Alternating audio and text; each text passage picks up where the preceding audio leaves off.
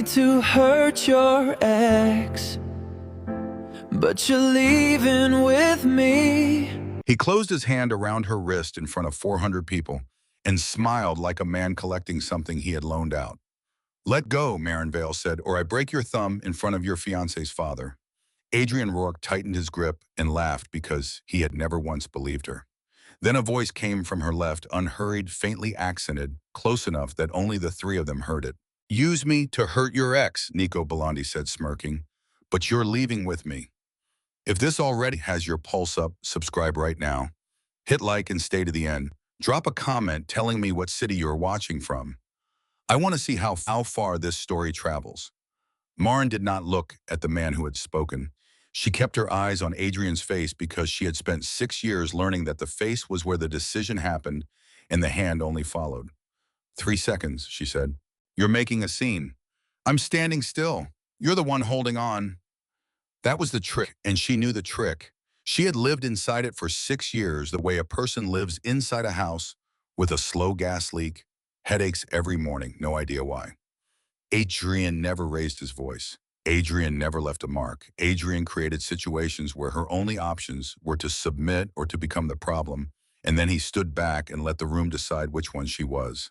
Except the room was not deciding tonight because the man beside her had not moved and had not blinked and had not stopped looking at Adrian's hand. "Two," Marin said. Adrian let go. He did it casually, the way you set down a glass you were finished with, and immediately he was smiling again. Wide and warm, reaching past her shoulder toward a passing acquaintance in a way that redistributed the last 4 seconds into nothing. That was his real gift. Not cruelty, editing. "You remember Sabine," he said. Marin did remember Sabine. Sabine Whitlock was 28 and pleasant and had a laugh that arrived exactly on schedule. And she was standing 8 feet away with a glass of white wine, watching them with an expression that was not jealousy and was not concern. It was closer to curiosity. It was the look of a woman who had been told a story about someone and was now checking it against the original. "She's heard about you," Adrian said. "Not I mentioned you. Not she knows we were married. She's heard about you." As in, a version of Marin Vale had already been packaged and delivered, and that version had a diagnosis attached to it. "Give her my best," Marin said.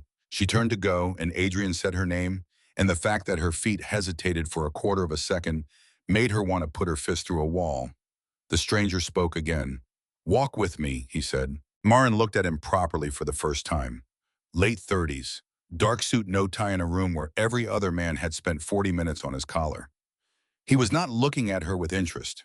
He was looking at her the way a surgeon looks at a chart, which was oddly the least threatening thing anyone had done to her all evening. "No," she said. Something moved at the corner of his mouth. "No, she... You said use you. That's an offer. Offers get considered. And... And I don't take anything from a man in the first 90 seconds. That's how I ended up married to that one." Adrian's face did something small and ugly and then repaired itself. "Marin, don't. You're embarrassing yourself." "I'm not the one who grabbed a woman in a room full of donors," she said. "Vaughn Whitlock is 9 feet behind you. If you'd like, I'll ask him whether he saw it." She had said it to make Adrian flinch. She had not expected what actually happened, which was that Adrian's eyes went for one instant to the man beside her instead of to Whitlock and stayed there half a beat too long and came back changed, recalculating. She knew that look from 6 years of weather reading. He had just learned something and he did not like it. "Belandi," Adrian said. "Rourke. I didn't realize you knew my wife." "Ex-wife," Marin said. "I didn't," Nico Belandi said pleasantly. "Know her at all until 4 minutes ago. Now I do." He set his untouched glass on the nearest surface. "Enjoy your evening." He did not offer his arm. She noticed that. He turned and walked toward the far end of the room and did not look back to see whether she followed. And it was that specifically, the absence of the pull, that made her follow.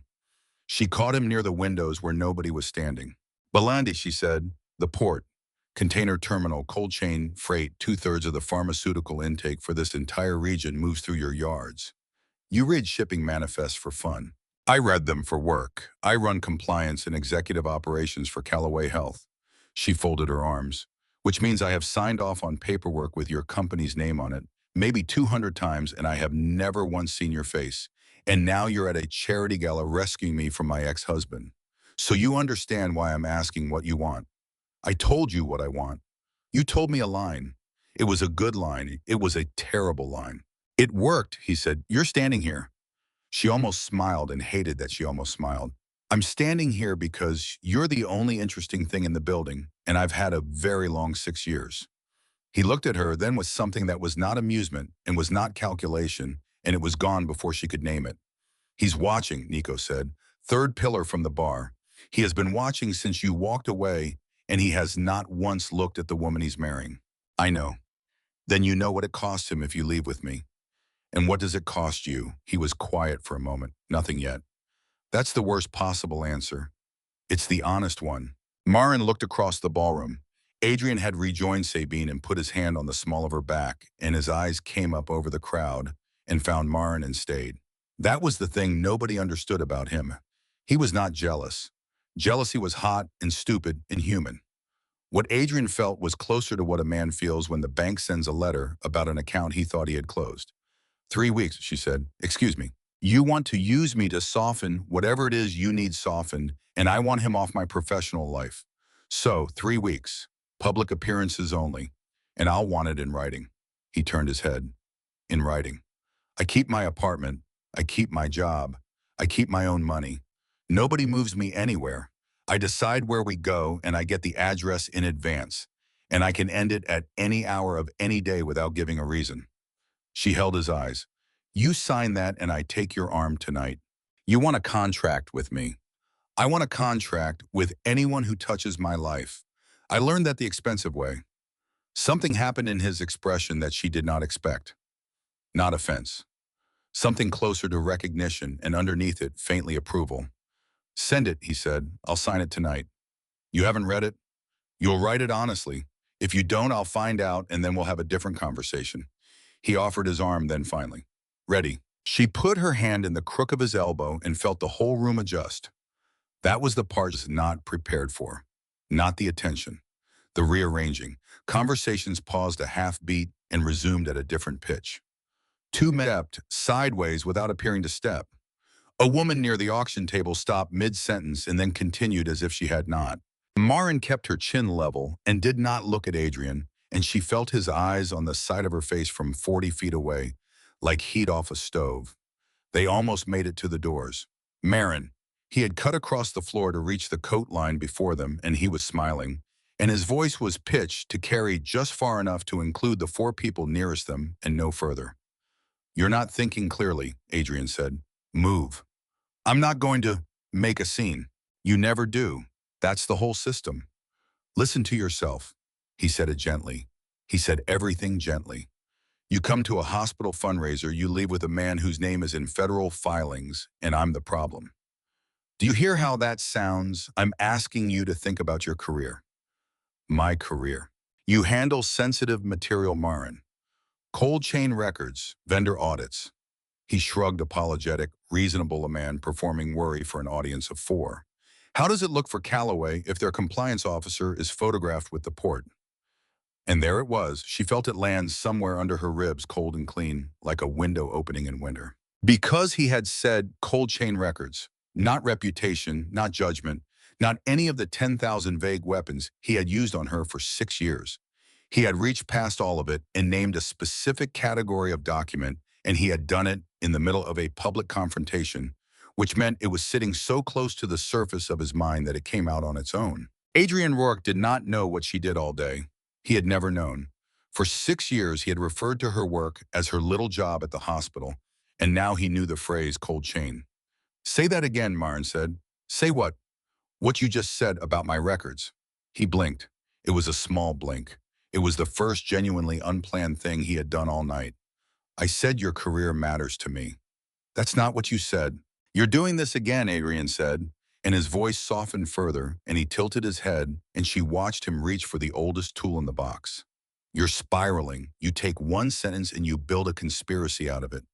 You did this for years, and I stayed, and I want you to remember that when you look back on tonight. 6 months ago, that would have worked. 6 months ago, that would have put her in her car with her hands shaking and a stomach full of doubt, wondering whether she really was hearing things that were not there. Instead, she felt something almost like gratitude, because he had just told her without meaning to that there was something to hear. Good night, Adrian. Marin, you touched me tonight, she said. In public, with witnesses. You've never been that stupid before. She let that sit for exactly 1 second, which makes me wonder what changed. She walked out. Cameras went off outside the entrance, 3 of them, then 5, and she did not stop and did not shield her face and did not perform anything. And Nico Belandi walked beside her at exactly her pace and did not once put his hand on her back. In the car, she counted to 20 before she spoke. You knew who I was. I knew where you worked. That's the same answer wearing a different coat. It isn't, he said, but I understand why you'd hear it that way. Did you come to that room tonight because of me? No. Say more than one word. Philip Ashcroft chairs that foundation, and I have had a table at that event for 6 years, which you can verify in about 90 seconds, Nico said. I did not know you would be there. I did not know your name until a man put his hand on your wrist, and I asked someone standing next to me who he was. And then I made a choice. Why, he looked out the window for long enough that she thought he was going to give her something smooth. Because I have watched men do that at parties my entire life, he said, and I have usually been the one everyone was too frightened to interrupt. Tonight, I was not busy. She sat with that. Something's wrong at my hospital, she said. He did not answer. Did you hear me? I heard you. That's not the same as an answer. No, Nico said, it isn't. She wrote the conditions at 2 in the morning at her kitchen table with a legal pad and a cheap pen, 4 pages, numbered clauses, plain language. She read it out loud twice. She added a sentence at the end that had nothing to do with law and everything to do with her. Any information relevant to my safety or my employment must be given to me. At the moment it is known, not at the moment it becomes convenient. She photographed it and sent it at 2:41 and put her phone face down and did not sleep. The photographs went online at 6:47. She knew the exact minute because she was already awake with cold coffee and her laptop open, and her phone lit up with a text from Tesso Conjo in supply chain, who had never in 4 years been the second person to know anything. Front page of the Sun business section. Also the Beacon site. Also, are you okay? The image was taken from below and to the left, the way those images always were, and it caught the half-second she stepped through the doors with her hand in the crook of his arm and her chin up. It did not look romantic. That was the problem. It looked inevitable the way photographs of powerful people always looked inevitable afterward, as if they had always been standing exactly there. Beacon headline Belandi surfaces at Harbor Light Gala. Who is she? Her voicemail had one message. She played it standing at the counter with her back to the window. Adrian's voice was perfectly calm, and she knew by now that the calm was the tell the way still water looks slowest exactly where the current is fastest. Marin, I want you to think very carefully about what you did last night. I'm not angry, I'm worried, and I've been worried for a long time, and last night confirmed something I hoped I was wrong about. Belandi is not a man you want your name next to. I'm going to make a call this morning because somebody has to protect you, and clearly you're not going to protect yourself. I still care about you. That hasn't changed. Call me back. She deleted it. At 8:14, her personal phone rang with the number she had programmed 4 years ago and rarely saw. Warren. Warren Pike had run operations at Callaway Health for 11 years, and he was not a cruel man, and he was not a stupid man, and he was the kind of man who treated a surprise the way other people treated a house fire. My office, he said, now. Warren, if this is about a photograph, it isn't about a photograph. Something rustled in the background papers being squared.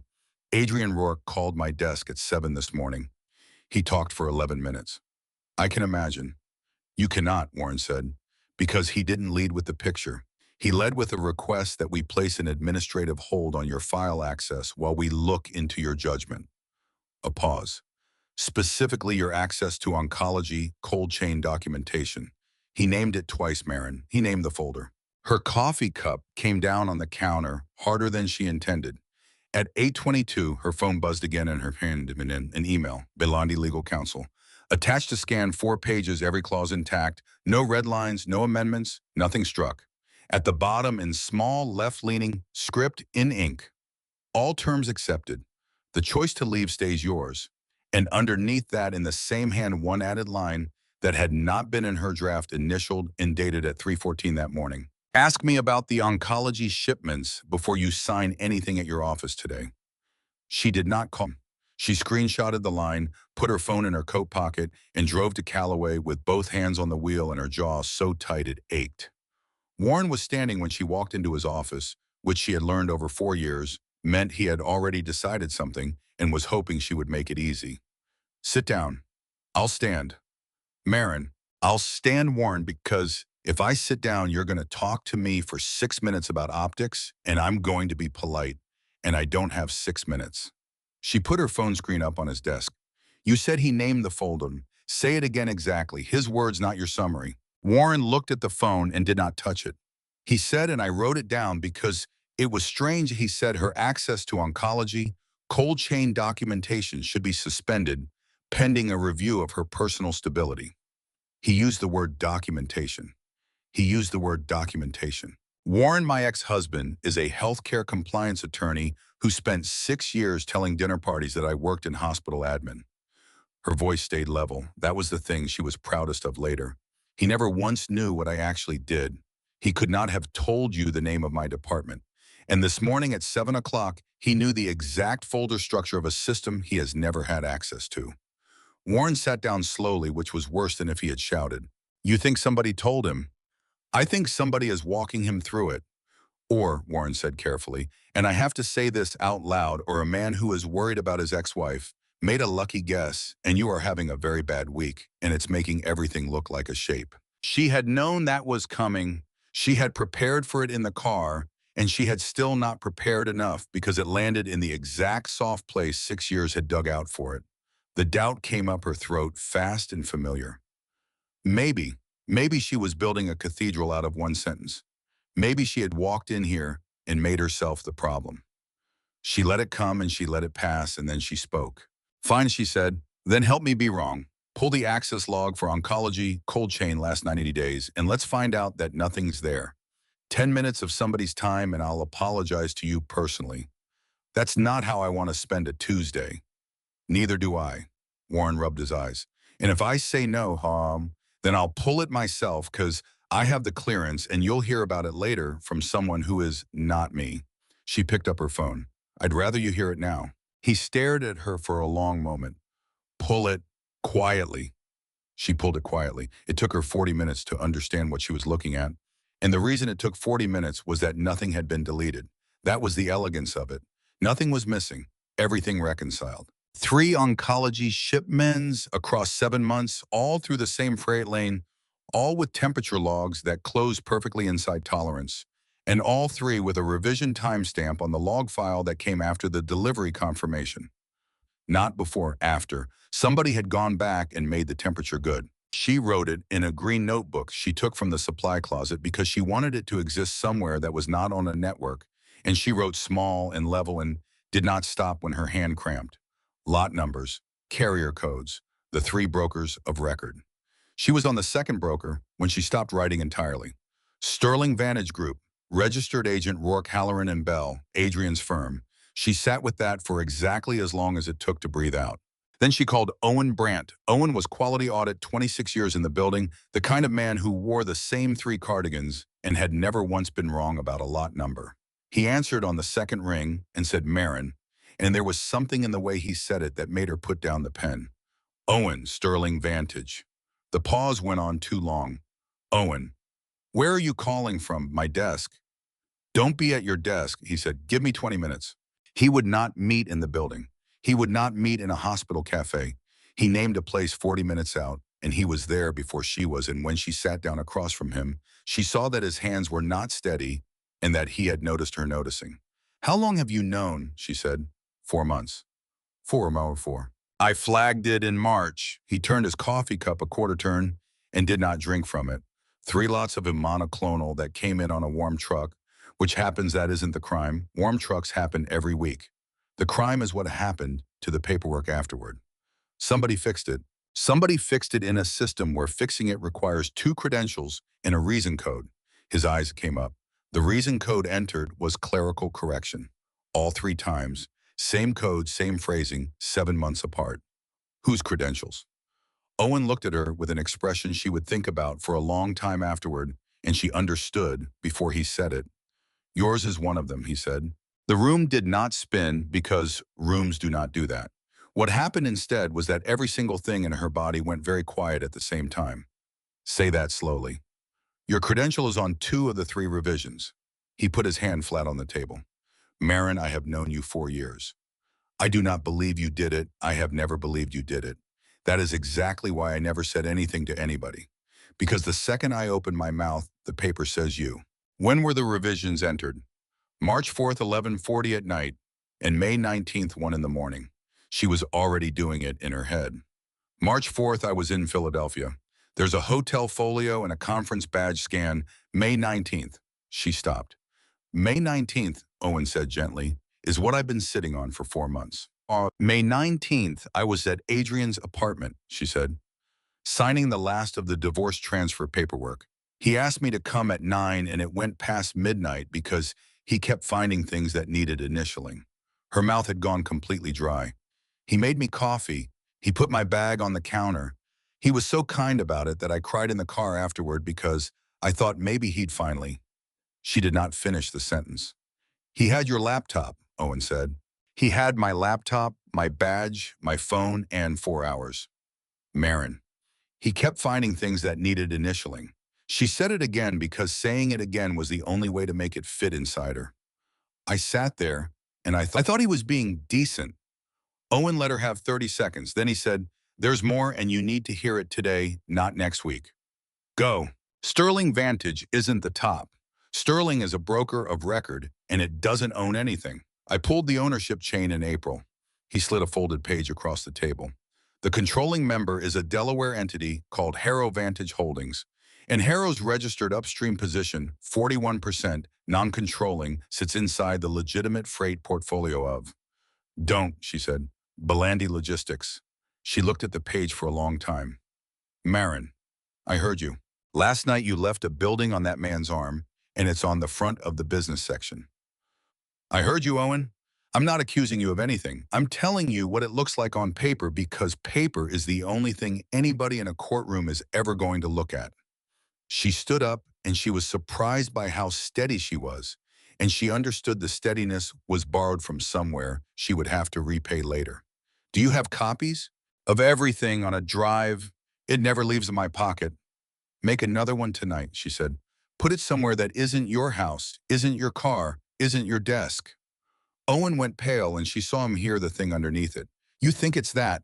I think a man used my hands to sign something and then called my employer at 7 in the morning to have my access frozen, she said. Frozen access means I can't ever go back in and prove I wasn't there. He isn't building a rumor, Owen. He's building a defendant. She called Nico from the parking lot with the engine off. He answered on the first ring. 6 weeks, she said. Excuse me. Your note said, ask me. So I'm asking, and before you answer, I want you to know I have the ownership chain in my hand. So if you shade this by 1 degree, we're finished at 9 o'clock this morning and I go to a federal building instead of my office. Ask the question, he said. Do you have a financial position inside the chain that touches Callaway Health's oncology freight? Yes. She closed her eyes. How long have you known? 6 weeks. 6 weeks before what? 6 weeks before last night, Nico said, which is to say 2 weeks before the gala, which is what you are actually asking. So you knew when you walked over to me. I knew there was a corrupted position inside a portfolio I inherited and have been unwinding for 14 months. I did not know your name, your employer, or your ex-husband until I asked a man at that party who Adrian Rourke was, and he said he's the attorney on the Sterling paperwork. A pause. That was at 11 minutes past 9. Your wrist was in his hand at 11 minutes past 9. And you still walked over. I walked over because of the wrist, he said. I stayed because of the name. Which one came first? The wrist came first. I want you to hear the order because the order is the only thing I have that you can't verify. She sat with the phone against her ear in the parking lot doing nothing around her. You should have told me last night. Yes. Not yes. Say the whole thing. I should have told you last night, Nico said. I wrote a line into a contract at 3 in the morning instead because it was easier to put it in ink than to say it to your face and watch you decide I was another version of him. That was cowardice with good handwriting. Do you know what he's doing to me? Tell me. He put my credential on the falsified records. In May. while I sat in his kitchen signing divorce paperwork and thanking him for being decent about it. Her voice cracked exactly once on the word decent, and she let it and kept going. Which means when this comes apart, the person who goes down is a hospital compliance officer with a documented pattern of instability, an ex-husband who tried to warn her employer, and a photograph of her leaving a fundraiser on the arm of the port. The silence on the other end had a texture she had not heard from him before. He built the photograph too, Nico said. What? Marin 5 photographers do not stand outside a hospital fundraiser. That event has drawn one wire stringer a year for 6 years. You think he called them? I think somebody called them before you, and I said a word to each other because 5 cameras do not assemble in 90 seconds. A pause, which means the shape of the story existed before the story did. He needed you standing next to somebody frightening. I volunteered. She heard herself laugh one flat exhale with nothing in it. So I'm the frame. You were the frame before either of us got there. Then here's what happens now, she said, and she was already reaching for the notebook. You send me everything on Harrow Vantage. Ownership transfers dates every name that has ever signed anything. Not a summary, documents. Some of that is not clean. I did not ask if it was clean, I asked for it. You'll be holding material that could damage you. I'm already holding material that could put me in a federal courtroom, so let's not pretend there's a shore I can swim back to. She started the car. And Nico, understands something. From this hour forward, I'm not asking permission. I'm not waiting for your people, and I'm not being handled. You've had 14 months. I've had 4 hours, and I already have the credential problem, which you did not have because you were looking at the money, and I know what a hospital looks like from the inside. Another pause. Understood. Say it like you mean it. You lead, and he said. I'll answer questions, and I'll pay for whatever you need. But you lead. She got as far as the on-ramp before she called Owen back. It rang out. She told herself he was in a meeting. She called at 4. She called at 6. At 7, she called his wife, and Deborah Brandt said he had come home at 5:30 and eaten dinner and gone out again around 9 to copy something at his brother's place. And no, he had not answered her either, and why. And Marin said everything was fine in a voice that convinced neither of them. She did not sleep. She sat at her kitchen table with the green notebook in the ownership chain, and she wrote until 3 in the morning, and the writing was the only thing keeping her hands still. At 6:15, her phone rang, and it was Warren, and his voice was wrong. Are you at home? Yes. Stay there for a minute. Warren. Somebody was in the executive corridor overnight. He breathed out. They came in through the loading side. They had a badge that worked. What did they take? Nothing, Warren said. They didn't take anything. That's the part I can't. He stopped. There's writing on the wall, Marin. Read all the way down the corridor. 4 words. She was already standing. Say them. You still belong to me. She was in her car in 90 seconds and on the road in 2 minutes, and at the first red light, she called Deborah Brandt, and Deborah picked up on the first ring the way people do when they have been holding the phone all night. He didn't come home, Deborah said. Deborah. His car's still at his brother's. Nobody's seen him since 2. Her voice was very thin. Marin, what is happening? The light went green and Marin did not move, and behind her somebody laid on a horn, and she sat there with her hands at 10 and 2, and understood that the wall was not the message. The wall was the distraction. They had taken the only man alive who could testify that the hands on those records were not hers. She did not freeze, and afterwards she would think about that a great deal, because she had spent 6 years being told her instincts were unreliable. And it turned out that when everything went black, her body simply started counting. 11 paces to the first column. She had come up the stairs, so the wall she wanted was behind her left shoulder. Down, she said to Adrian, and she heard him go down. Somebody below them shouted, and it was not a word. And then there were 2 flat cracks that were nothing like the sound in films, sharper and smaller, and much worse for being small. Nico. I hear you. Where are you? Upper level south side, moving to the wall. She was already moving low, one hand out. Owen's on the ground floor, southeast corner. He's not restrained. He can walk. My people are 2 minutes out. 2 minutes is long. I know it's long. Her palm found the wall, and she went along it with her fingers spread, and her mind was doing an entirely calm and entirely useless arithmetic about how many feet a person covers in 2 minutes and how many feet a bullet covers in none. Then her fingertips caught a metal edge and a raised lip and a handle. Fire suppression, chemical, manual release. I'm pulling the suppression system, she said. You're what?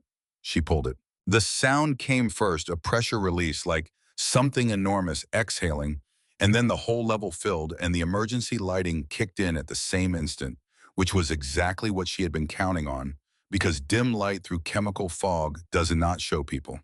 It shows shapes.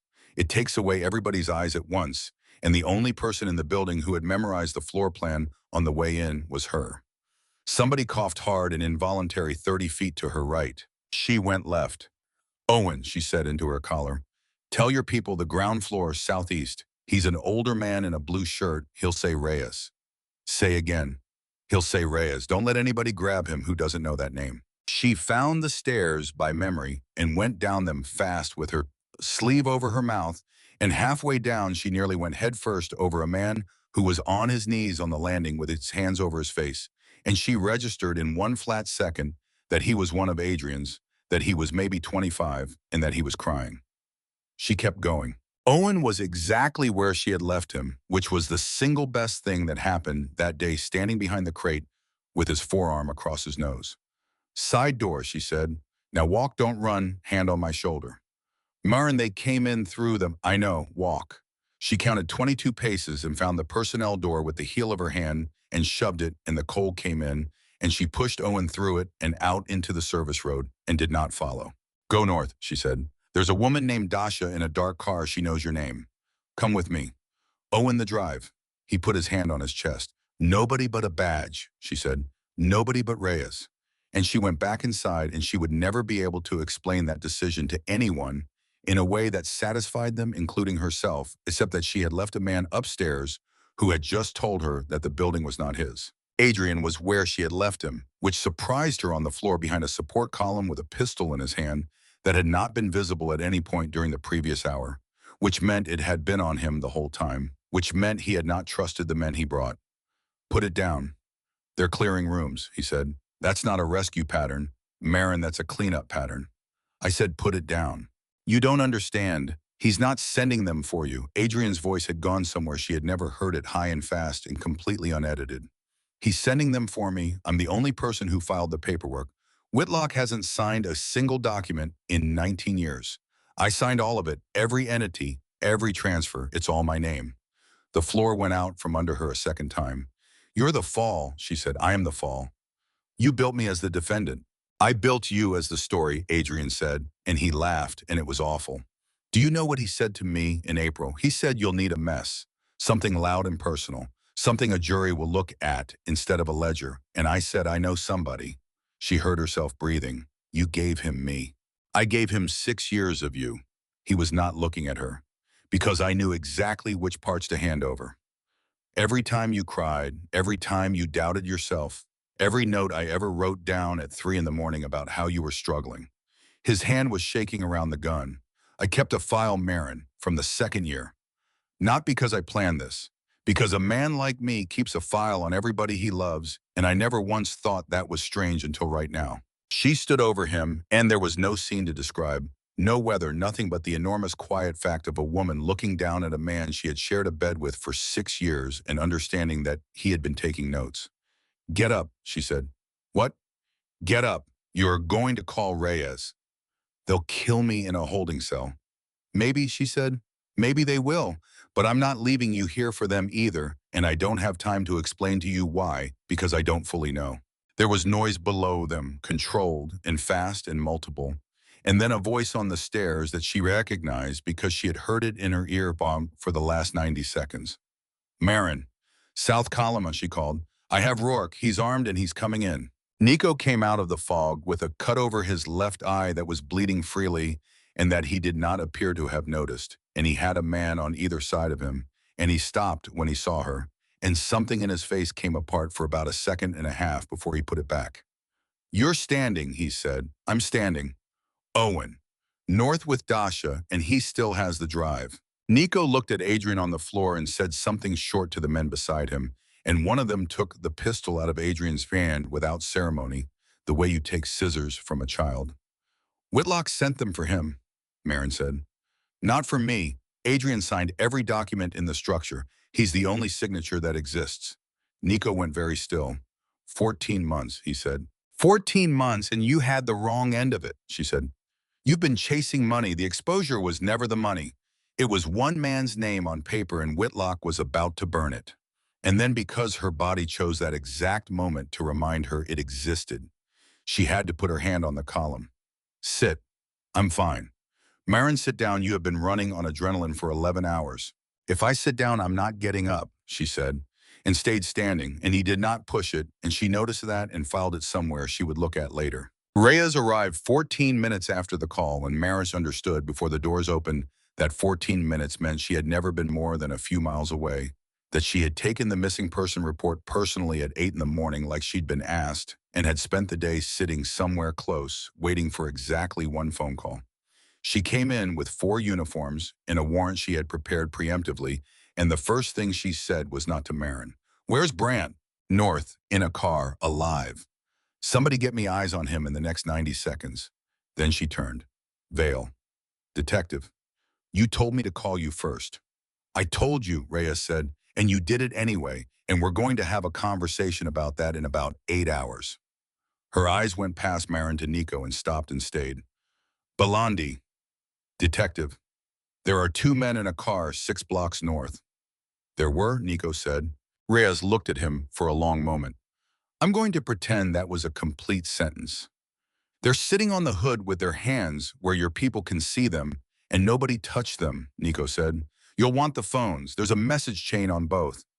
Adrian was cuffed on the loading level by an officer who did it the way you do it, when you have done it 400 times brisk and slightly bored, and he did not resist, and he looked at Marin across the space while it happened. She looked back. She had expected to feel something enormous. Vindication or grief or the specific bitter satisfaction of a completed thing. What she felt instead was tired, and under the tired something small and appalling that she did not say out loud for another year, which was pity. Marin, he said, don't. I want you to know I never, Adrian. She kept her voice level. Whatever the end of that sentence is, it's for you, not for me. Give it to your lawyer. I was still looking at her when they took him down the stairs. Owen Brant was in the back of a vehicle with the door open and a foil blanket around his shoulders that somebody had produced from somewhere, and when he saw her, he tried to stand, and she put a hand on his arm and he sat back down.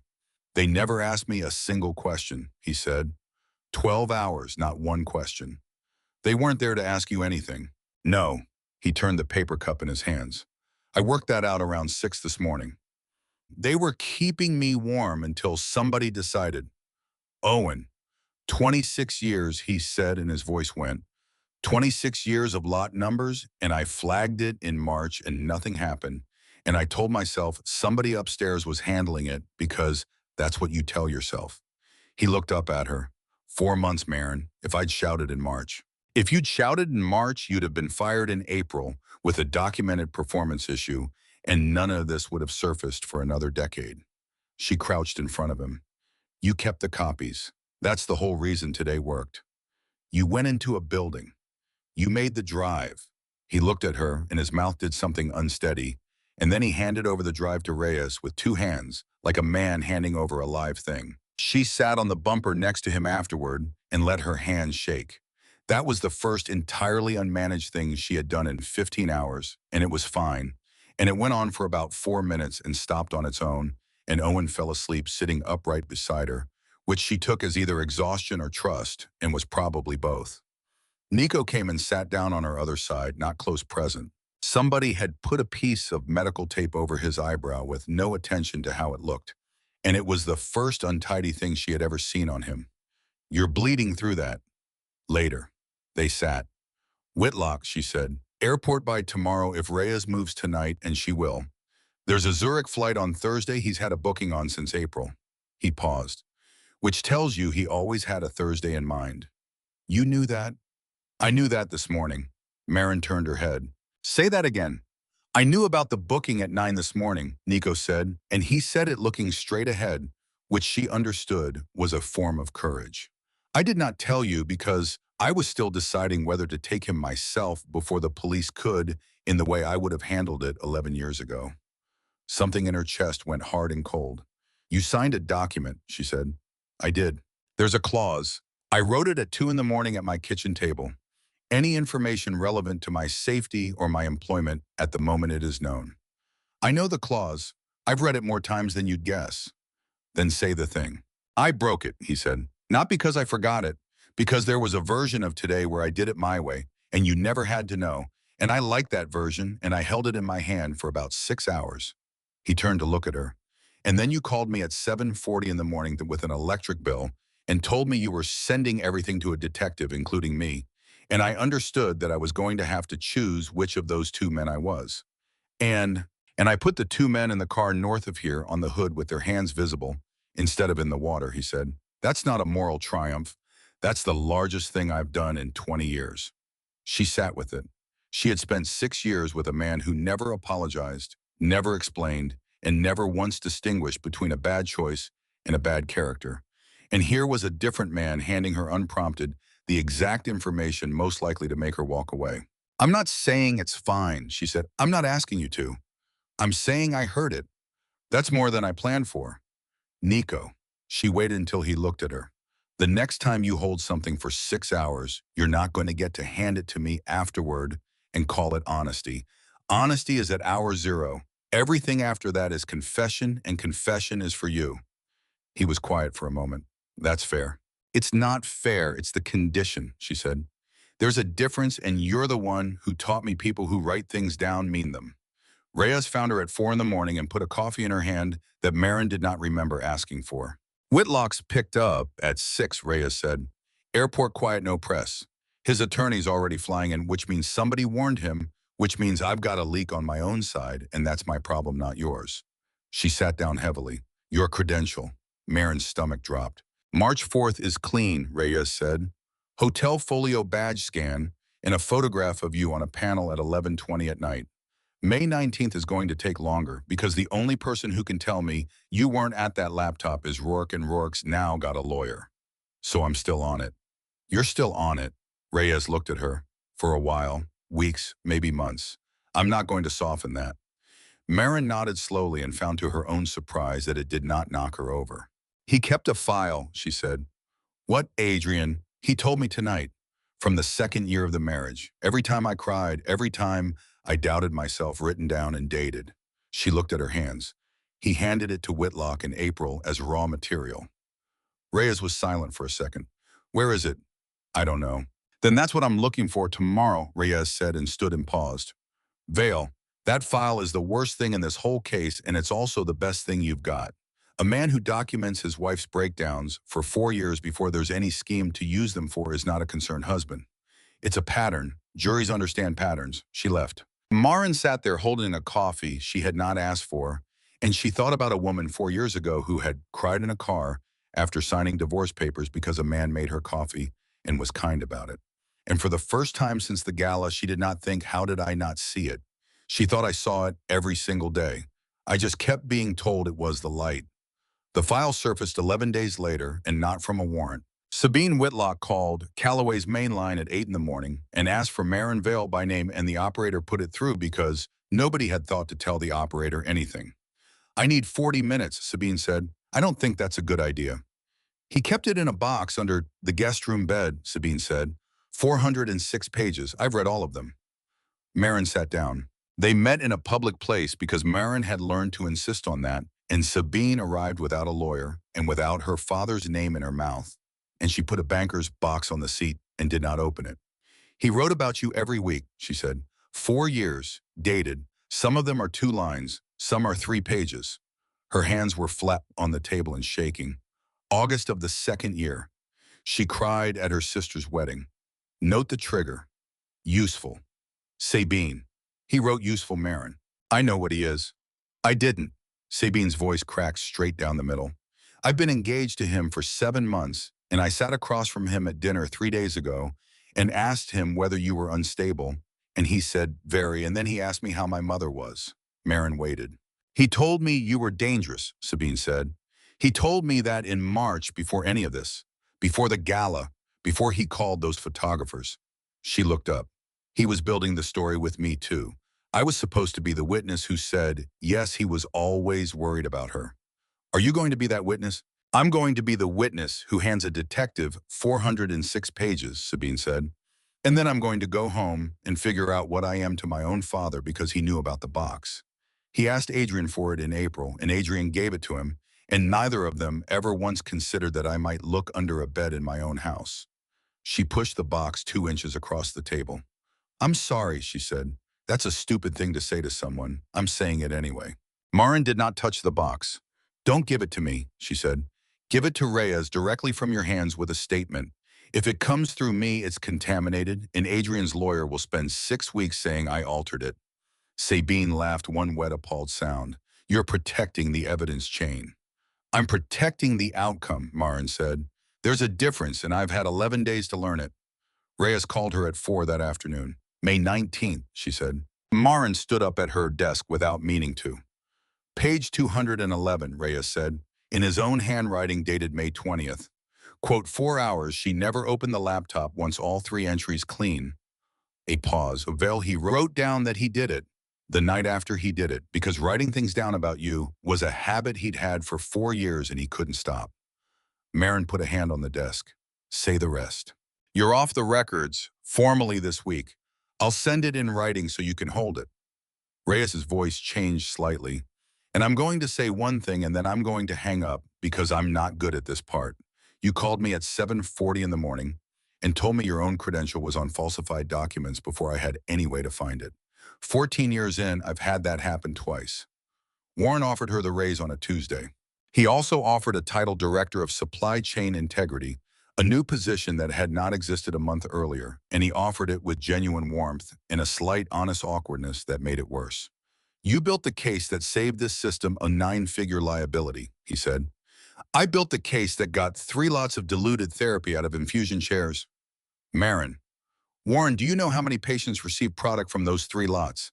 He did not answer. 41, what she said. I have the names, not the outcomes. The hospital's counsel won't release outcomes to me and shouldn't. 41 people sat in chairs in this building holding somebody's hand. And you found it. Owen found it in March. She let that sit. He reported it through the exact channel this organization built for reporting it, and it went into a queue, and it sat there for 4 months while a man kept a backup drive taped under his shirt because he was afraid of his own employer. Warren's face did something honest. That's fair, he said. It's not fair, it's what happened. She stood. I'm resigning. Don't do that. Warren, you are going to hire someone for that title, and they're going to report to you. And in 3 years, there'll be another Q and another Owen and another 4 months because a compliance function that reports to operations is a compliance function that can be told to wait.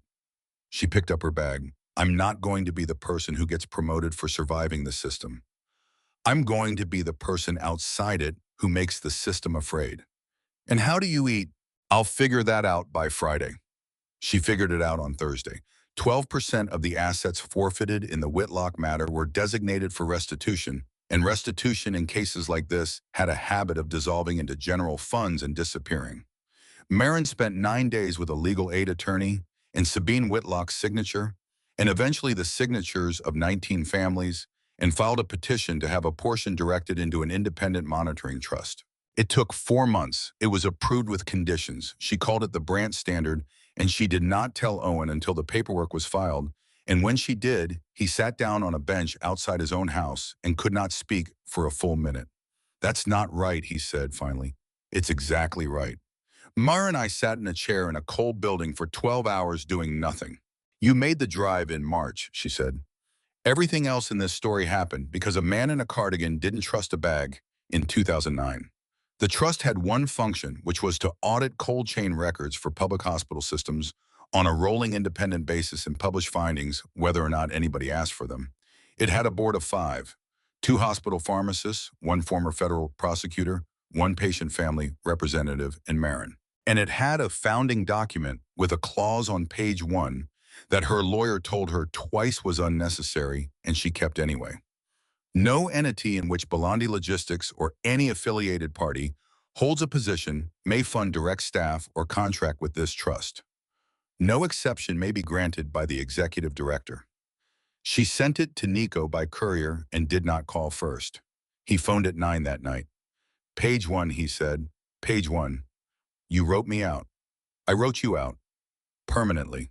There's no waiver mechanism, Marin said. Not even I can grant one. That's the point of it. The pause went longer than 3 seconds. You understand what I could have done, he said, and it was not a threat, and she knew immediately it was not a threat because his voice had gone quiet in the specific way it did when he was being accurate. I could have funded you at a level that meant you never had to write a grant application again. I had it structured. My attorney had it on a desk 2 weeks ago. I know. You know? Nico, of course I know. Sarto called me about office space in September, and he doesn't sneeze without instruction. She was smiling, and he could not see it, and she let herself have it. You were going to hand me a building. Yes. And then I'd have run the country's only independent pharmaceutical supply chain watchdog out of a building owned by a man with a federal file, and every finding I published for the rest of my life would have had an asterisk on it. I hadn't thought about the asterisk. I know you hadn't, she said. You were thinking about how to make my life easier, and that's the whole problem, and I need you to hear it as a compliment and a warning at the same time. Another pause. Send it to my counsel, he said. I'll sign an acknowledgement. She had not expected that. There's nothing to sign. It's my founding document. It doesn't require your signature. I'm aware. Then why? Because you spent 6 years with a man who kept a file, Nico said. And I'd like there to be a piece of paper in the world where I gave something up in writing and you can hold it in your hand whenever you stop believing me. She stood in her kitchen for a long moment with her eyes closed. That's manipulative, she said. It might be. It's working. I know. Vaughn Whitlock pleaded out in the spring rather than face 19 families in a courtroom, which surprised nobody who understood men like Whitlock, because silence had stopped being cheaper than cooperation somewhere around the fourth motion. Adrian Rourke's sentencing came in June. Marin did not attend. She was not required to, and she chose not to, and she made that choice alone on a Sunday and did not discuss it with anyone. He wrote to her in July. She held the envelope for 2 days without opening it, and then she opened it because she had promised herself years ago that she would never again be a person who was afraid of a piece of paper. It was one page. He was good at one page. He wrote that he had been thinking about the file. He wrote that a therapist had asked him when he had started keeping it, and he had said the second year, and the therapist had asked what happened in the second year, and he had realized it was the year she got promoted. He wrote that he was not asking for anything and understood that the letter itself was a kind of asking. He wrote that he was sorry, and it was the only apology she had ever received from him in 9 years of knowing him. Then he wrote the last line. You were never coming back, not after Belandi, long before that. I think I knew it in the second year, too. That's why the file, she read it twice.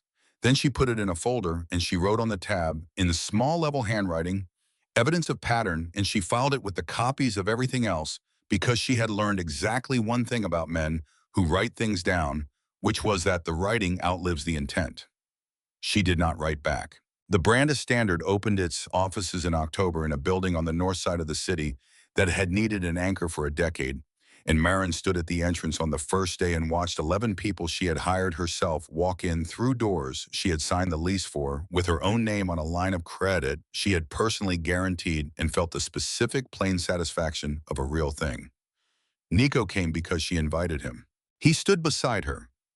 Not in front of her, not a step behind, beside her at exactly the same distance in the particular physical grammar of two people who had negotiated their proximity out loud and arrived somewhere that suited them both. Good speech, he said. I wrote it myself. I know, I could tell. That's either a compliment or it isn't. It's a compliment. You said 41 and then you stopped for 4 seconds. Nobody who hires a speechwriter stops for 4 seconds. She looked out at it. You told me to use you, she said. I did. That was a terrible line. It worked. It didn't work, Marin said. That's the part you've never understood. I didn't take your arm because of the line. I took it because you said nothing yet when I asked what it cost you, and a man who's running a play says nothing at all. He turned his head. You've been sitting on that for 14 months. I've been sitting on a lot of things for 14 months. I've been busy. He almost smiled. And the second thing I said, you're leaving with me. You were wrong about that. I was wrong about that. He agreed without hesitation, and she liked him enormously for the speed of it. You weren't leaving with me. You were leaving. I happened to be standing near the door. You knew that then. I think I knew it about 4 minutes later when you asked me for a contract. A pause. I said it anyway because I hadn't felt certain about anything in a very long time, and I wanted to hear what certain sounded like out loud. She reached into her coat pocket. The box was small, and she had bought it herself 6 days earlier from a jeweler whose name Owen had given her because Owen turned out to have excellent taste in jewelers and in most other things, and she had paid for it out of the first salary. The trust had ever issued a salary set by a board. She did not control on a scale she had argued down twice. She did not hand him the box.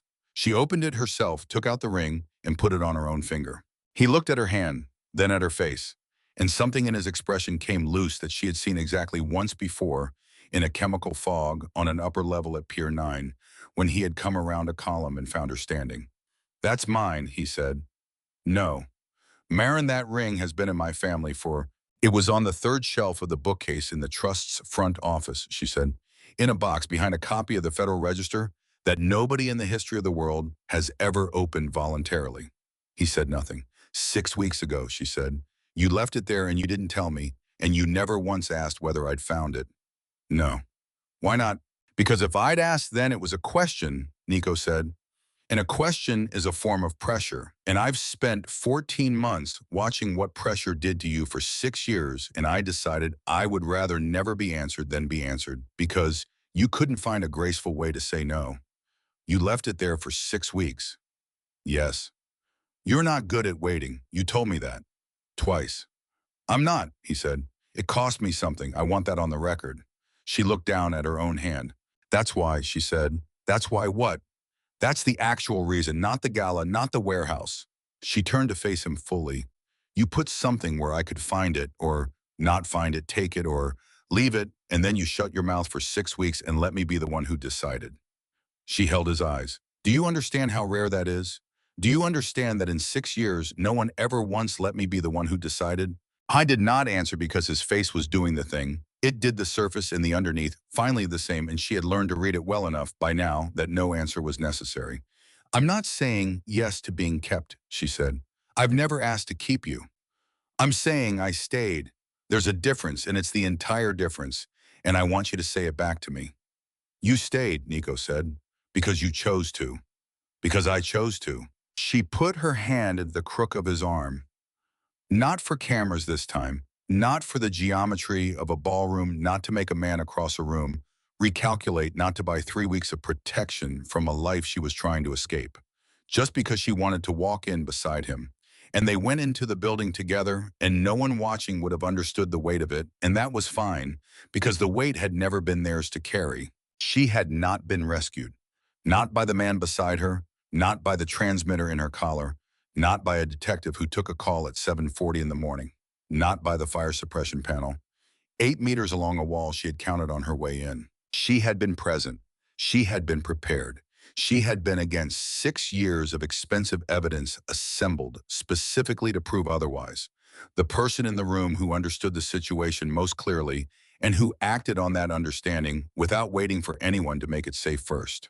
Somebody had spent 4 years writing down every time she cried. She spent the rest of her life writing down everything they did in the dark and publishing it and signing her own name at the bottom of every page.